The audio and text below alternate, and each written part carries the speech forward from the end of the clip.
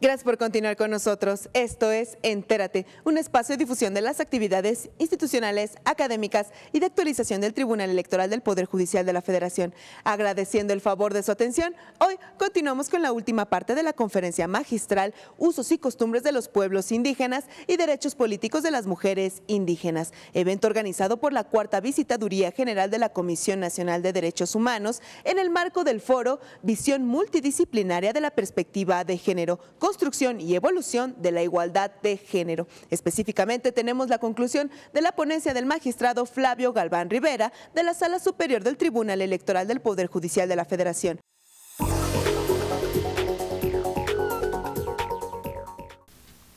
El cacique existirá hasta que la población quiera que exista.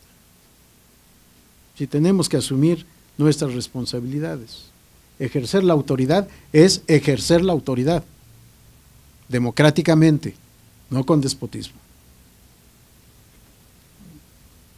Conchita Santibáñez Fabián, ¿qué legislaciones aportan por la defensa de los derechos de las mujeres indígenas en Oaxaca? Favor de apoyarme con información. Claro que sí, con mucho gusto. Si me da correo electrónico, lo tomas, Daniel, y le damos toda la información que podamos. Empezando, por supuesto, por la Constitución, que ahí está, luego la legislación electoral, pero hay legislación especializada y hay acuerdos, decretos, hay muchas cosas. Por supuesto que sí, con gusto. No sé si es Mariol Robles. Se ha avanzado en cuanto al número de elecciones, sin embargo no se denota el cambio de roles y se les relega a la mujer en el rubro servicio, cuidado. ¿Tienen alguna propuesta para que la mujer se tenga? Es que es lo mismo, que la mujer asuma su lugar. Y decimos en Chiapas, ya son 36 presidentas municipales de 122 en el primer ejercicio y aplicación de esta ley vigente a partir de 2015. Incluso esa legislación es mucho más reciente, si no mal recuerdo es de abril. Bien, lo que tenemos que hacer es hacer valer nuestros derechos, no fingir. No fue hace mucho cuando hablamos de las Juanitas, mujeres que se prestaron a llenar las listas de candidatos de representación proporcional para la elección de diputados y que el día de la instalación de la Cámara de Diputados estaba pidiendo licencia. Y en una demanda leímos: vengo a ejercer mi derecho a la licencia. Oiga, ¿y para qué aceptó ser candidata? ¿Por qué las Juanitas? En recuerdo también reciente a Juanito, el de Ixtapalapa, al que Andrés Manuel López Obrador le dijo públicamente: Juanito, pero no te la vayas a creer. Sí, los que voten por ti estarán votando por Clarita. Y una vez que tú tomes posesión del cargo, Clarita va a ocupar tu lugar, porque le vamos a pedir a Marcelo que te designe, la designe directora jurídica o algo así, o subdelegada jurídica, no me acuerdo el cargo, para que ocupe por Ministerio de Ley el lugar que tú vas a dejar al pedirle permiso a la Asamblea Legislativa. Y en la Asamblea Legislativa vamos a aprobar tu licencia. Todo esto lo dijo públicamente, no estoy diciendo ninguna infidencia. Por tanto, cuando las señoras aceptan este trato, pues asumen el mote de Juanitas. ¿Sí? No aceptar ser Juanitas, que ahora ya no se puede por disposición de la ley, porque propietaria y suplente deben ser del mismo género, o propietario y suplente del mismo género. De tal manera que si quien obtuvo el triunfo como propietaria solicita licencia, de todos modos sigue siendo mujer la que queda en su lugar. Sí, son temas de la realidad social, y la realidad social no se cambia por leyes, o no solo por leyes. ¿Sí? Tenemos que hacer nuestro papel para cumplir la parte correspondiente. Josafat, nuevamente la explicación del por qué los delegados no son delegados, si pudiera proporcionar un correo electrónico. Correcto, le damos el correo electrónico, por favor, Daniel. Discúlpeme, pero fue el único que pudo venir. Estamos en un ritmo demasiado fuerte de trabajo, él se llevará trabajo adicional. No son delegados, eran delegados porque el presidente delegaba el ejercicio del Poder Ejecutivo en el jefe de departamento central del Distrito Federal, y el jefe de departamento delegaba por circunscripción denominadas delegaciones el ejercicio del Poder Ejecutivo. Y delegando esta facultad del delegado, pues el último era el subdelegado, es delegación de facultades de administración pública. Sí, por eso eran delegados. Ahora ya no son delegados porque el pueblo los elige. Ya tenemos elecciones en el Distrito Federal y elegimos al jefe de gobierno y elegimos a los titulares de demarcación territorial. Por eso es que ya no son delegados. Nadia Talía, no entiendo los apellidos.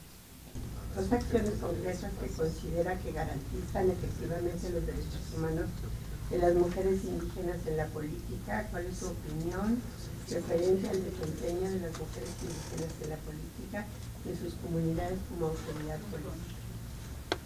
Bueno, para dar respuesta a esto tendría que ir a las comunidades y preguntar, cosa que no he podido hacer.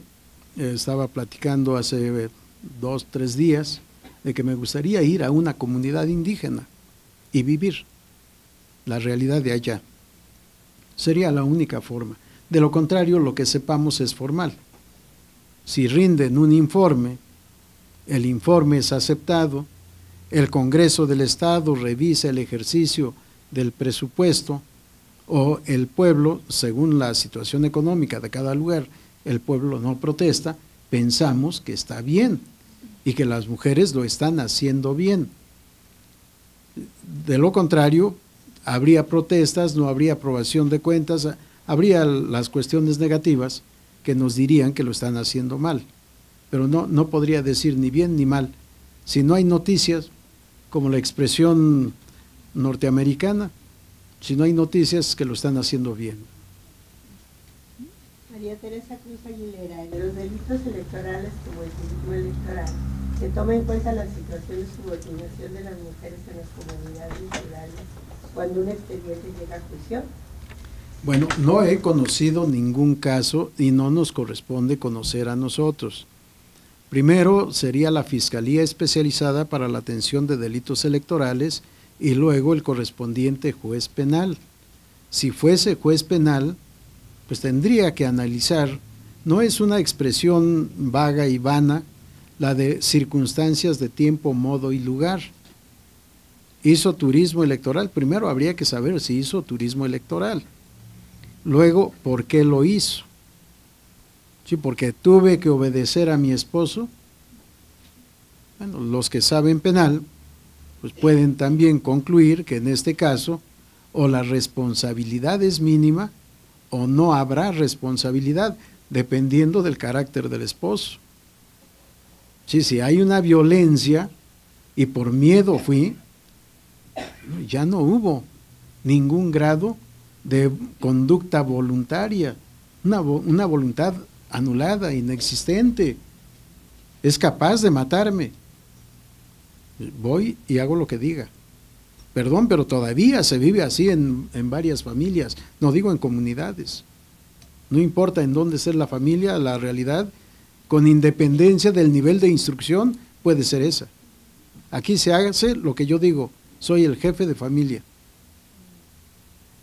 Sí, yo espero que no sea tan frecuente la situación. Anónimo, ¿qué opina de los avances legislativos, reformas en el país en términos de paridad de género desde su punto de vista y experiencia en el tribunal? ¿Cuáles son los principales retos y qué ventaja implica para las mujeres indígenas de México? En el Tribunal Electoral, les he comentado, ha sido realmente la fuente de respeto de los derechos político-electorales de las mujeres. Ha sido, como decía un autor inglés, se me olvidó el nombre, ha sido a golpe de jurisprudencia como hemos ido modificando las costumbres violatorias de derechos humanos. Me parece que en esa parte hemos avanzado mucho. En la parte legislativa vemos ya el caso de Chiapas. En las candidaturas se debe respetar la paridad vertical y horizontal. Y si hay número nones de integrantes y por ende de candidatos, el número mayor debe ser de mujeres y no de hombres. A ese nivel hemos avanzado, no en todas partes, por supuesto. Y no podemos tergiversar tampoco la normativa por un ideal. En Yucatán, en las elecciones del 7 de junio, elecciones locales, y en específico del Congreso del Estado, ganaron más hombres que mujeres. Y entonces el Instituto Electoral del Estado asignó solo a mujeres como diputadas de representación proporcional, excluyó a los hombres para que hubiera un mejor o mayor balance cercano a la paridad en la integración del Consejo. No se puede hacer esto. Un principio de seguridad y de certeza jurídica es que todos, ciudadanos, partidos políticos y autoridades, ajustemos nuestra conducta a la normativa vigente. Y si la normativa vigente exige paridad en candidaturas, pero no en la integración, tenemos que respetar esta parte de candidaturas, pero no en la integración. Si la normativa fuera al grado de establecer, se deberán buscar los mecanismos para que en la integración también haya paridad. Ya es otra situación, y habría que atender a la normativa. Nada más que cuidado en materia electoral. Probablemente estaríamos confrontando el principio de igualdad jurídica entre hombres y mujeres con la aspiración de paridad de género. Estaríamos enfrentando al principio de democracia. Si el voto es el que cuenta y se cuenta, ¿por qué? Si los diputados votaron los ciudadanos votaron en determinado sentido para elegir a diputados y diputadas, ¿por qué en la asignación vamos a cambiar su voluntad? Sí, no es oposición, es planteamiento del tema. Veamos qué es lo que queremos en un sistema democrático. Si tampoco nos desfacemos, porque así como en nombre del derecho y del interés del Estado se han establecido sistemas dictatoriales o gobiernos dictatoriales, en nombre de la democracia pudiera parecer lo mismo. Reflexionemos y tomemos la decisión que mejor convenga. Evangelina Cruz, si la educación está limitada en las familias mexicanas, ¿cómo educar desde la familia? Bueno, es un tema difícil, por supuesto. Lo que está limitado es la instrucción, no la educación. Si somos un país con un nivel medio de primaria, pero ya si hemos cursado esta etapa de la instrucción básica, para mí podemos educar. Pero para educar no necesitamos instrucción necesariamente. Hablaba de mi bisabuelo. Mi bisabuelo, hombre ignorante, que casi no hablaba español o castilla, como él decía. Un día que mi padre castigó a uno de mis hermanos, porque era la forma de educar, con el castigo, Mi bisabuelo le dijo: Enrique, ¿por qué castigas al niño? Digo, abuelito, ¿no lo ve? Anda jugando, está todo mugroso, no hace la tarea.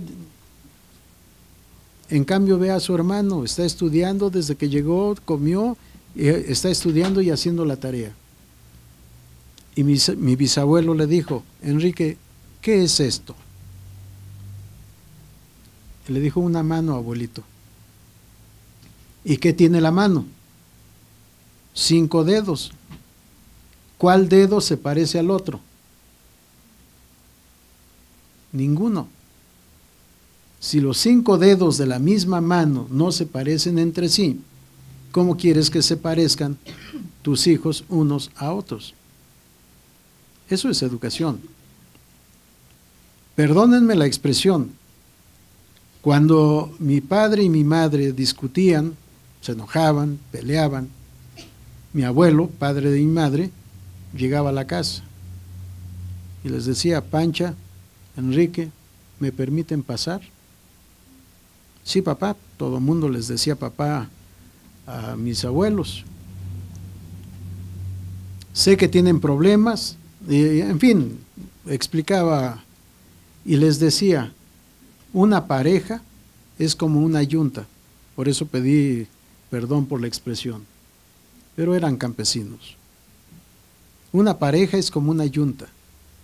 Los 2 animalitos de la yunta tienen que ir al mismo paso. Si no van al mismo paso, no hay surco. Y si no hay surco, no hay siembra. Y si no hay siembra, no hay cosecha. ¿Qué vamos a comer? Si ustedes deben caminar juntos. Sí, todo esto es educación. Mi abuelo, revolucionario zapatista, nunca fue a la escuela. Mi abuela nunca fue a la escuela, eran ignorantes. Sí, la educación no es en la escuela. Por supuesto, a las escuelas vamos a aprender mucho, pero la educación es una función innata, una función natural de la familia, que se da con el ejemplo, con principios y con valores, y que no necesariamente se aprenden de Sócrates, Platón, Aristóteles o todos los demás filósofos que han existido en la historia de la humanidad. Si para educar no necesitamos ir a la escuela.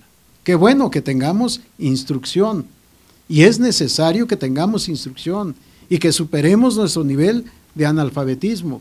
Si no es conformismo, es simplemente una explicación del papel educativo que debe cumplir la familia y que muchas veces se nos olvida. Ahora es la televisión la que educa a los hijos.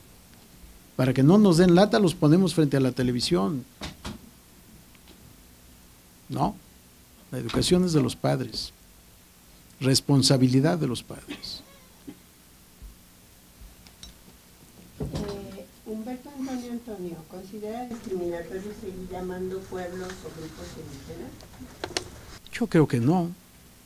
¿Qué es el pueblo? ¿Qué es la comunidad? ¿Qué es el grupo? Sí, conjunto de personas. ¿Qué es el Estado? Una comunidad que se organiza jurídica y políticamente. La palabra pueblo es discriminatoria. Yo siempre hablo de mi pueblo y me enorgullece mi pueblo.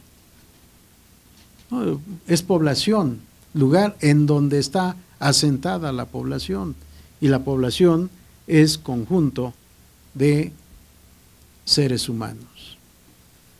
¿De cuáles? De los que ya vivían aquí desde, no sé desde cuándo de la historia, o los que vinieron de Europa, de Asia, de África o de otras partes. No, son todos. Y es para todos.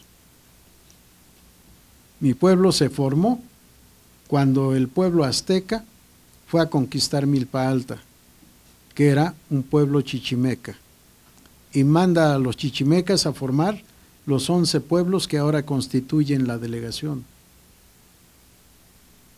Si la discriminación también es un sentimiento de superioridad y de inferioridad. El pueblo superior azteca llegó a conquistar al Chichimeca y mandó al Chichimeca a los cerros para ser vigías de los conquistadores. Pues sí, pero eso pasó también hace muchos siglos. Y los pueblos originarios ya no existen en esa puridad originaria, étnica, etcétera. Debemos partir del principio de que todos somos iguales. Si eso nos queda en la conciencia de que todos somos iguales, muchas preguntas se van a borrar, no van a existir. Y vamos a trabajar y pensar para muchas otras cosas. El último, Lidia Erika Reza.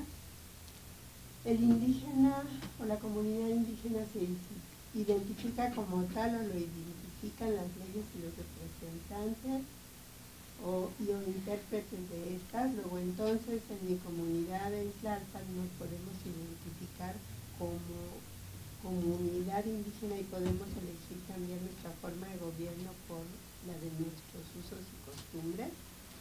¿Y cuáles serían las posibles limitaciones? ¿Se acuerda cómo se llamaba Tlalpan? No sé quién haya hecho la pregunta. ¿No?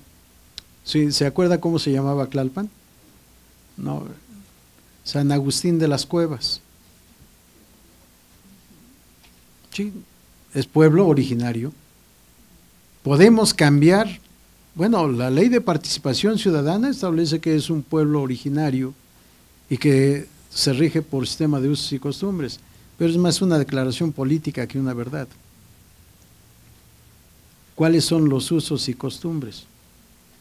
Porque este es un tema que en política la hemos usado de manera sencilla, usos y costumbres, como si fuera verdad sabida.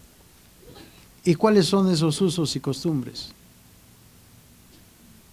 Cuando estudiamos costumbre como parte del derecho, se nos dice que es lo que siempre hemos hecho todos. Y entonces, esos todos de ahora, ¿siempre hemos elegido a nuestras autoridades? No. Pues entonces, ¿cómo vamos a volver a algo que no ha existido? Pudo haber existido, pero eso se acabó. Cuando mi pueblo era Malacaxtepec, Momoxco, pues sí se elegía de otra manera. Cuando mi pueblo era Tlacotenco, Huotenco, pues era otra manera de elegir. Pero cuando se convirtió en Milpa Alta, en Santa Ana, Tlacotenco, o en San Agustín Otenco, cambió todo. Sí, no podemos volver a un pasado que no hemos vivido. Nosotros tenemos que seguir adelante con lo que tenemos. ¿Queremos reinventar? Bueno, ya es otra cosa. Tendríamos que hacer estudios de antropología jurídica, antropología social. No sé cuántos tipos de antropología para poder llegar al conocimiento de cómo era antes. ¿Antes de cuándo? ¿Antes de la conquista? Y vamos a revivir esa forma de organización. Ya no estamos a la altura cultural de nuestros antepasados prehispánicos para poder asumir eso que era su cosmovisión, porque ahora nuestra cosmovisión es totalmente diferente. Son parte de la política en donde muchos abusan y dicen cosas que ni conocen, ni han visto y quizá ni han estudiado. No lo sé. A los pueblos indígenas, para conocerlos, habría que pedir permiso para vivir en ellos, y no todos son iguales. El hecho de vivir en una comunidad indígena no significa que conozcamos a todas. Si tendríamos necesidad de varias vidas para poder saber cómo son esas formas de conducta comunitaria o de esa conducta de pueblos originarios. Hay mucho que hacer en el tema. Gracias. Agradecemos nuevamente al magistrado Galván Rivera por sus comentarios y por haber dado respuesta a todas las interrogantes planteadas. Ahora solicitamos atentamente a la maestra Aguilar León nos haga favor de entregar el reconocimiento que esta Comisión Nacional le entrega al magistrado por su excelente participación.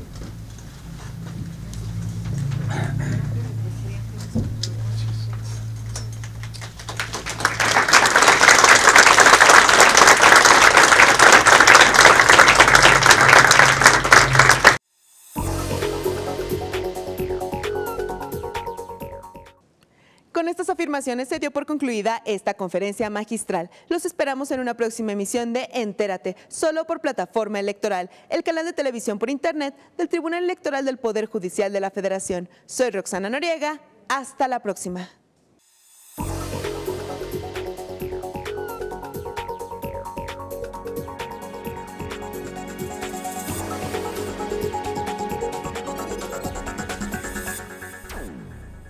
Este año, elegiremos diputados federales y autoridades en 17 entidades federativas. Las y los mexicanos podemos tener la certeza de que contamos con instituciones fuertes. Muestra de ello es el reconocimiento que recibió el Tribunal Electoral como la mejor institución electoral del año, entre órganos de todo el mundo. Lo que ratifica nuestro trabajo de cara al proceso electoral 2015. Tribunal Electoral del Poder Judicial de la Federación. Tú tomas la decisión, nosotros la protegemos.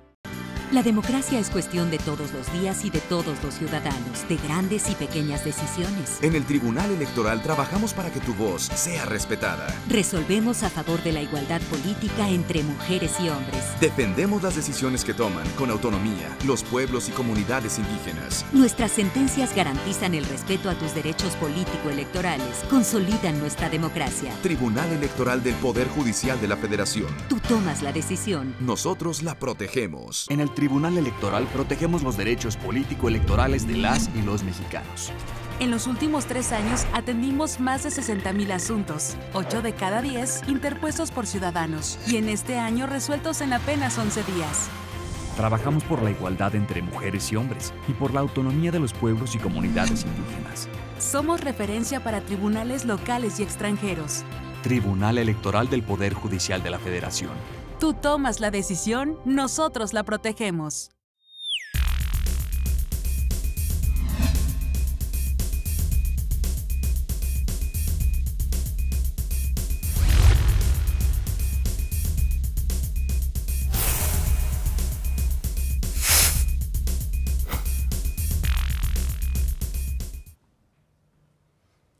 Hola, soy Rodrigo Morales. Te invito a votar el nuevo programa de contenidos del Tribunal Electoral del Poder Judicial de la Federación. Como siempre, me acompaña en la conducción Pablo Javier Becerra. En este espacio haremos el análisis del proceso electoral, tendremos invitados, académicos, analistas y los titulares de las instituciones electorales que nos ayudarán a entender a los ciudadanos qué es lo que está ocurriendo a lo largo de las etapas de este proceso electoral. Nuestros invitados nos van a ayudar a conocer las principales novedades de la reforma electoral y explicar paso a paso todo lo que hay que hacer para ir a votar. Recuerda, solo aquí en Plataforma Electoral, el canal de televisión por internet del Tribunal Electoral del Poder Judicial de la Federación, donde tú tienes mucho que ver.